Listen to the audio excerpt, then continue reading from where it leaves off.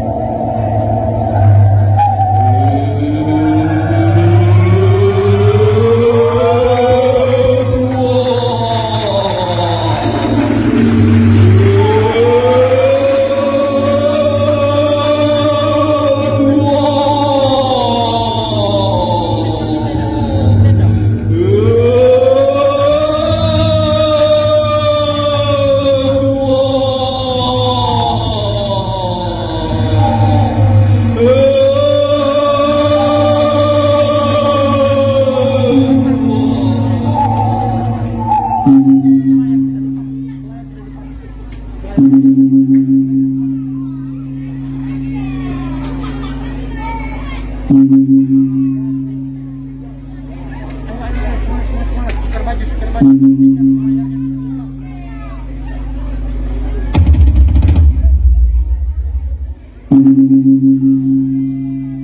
selayar itu tidak lepas.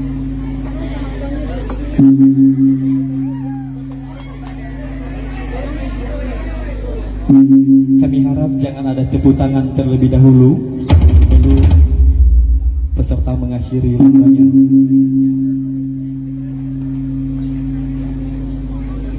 Ayo, kenapa lama sekali yang merah di dalam? Yang merah bias, yang merah kontrol yang merah dulu bias. Keluar. Pastikan kaki itu bias. Selayarnya, tolong yang semana dari keluar.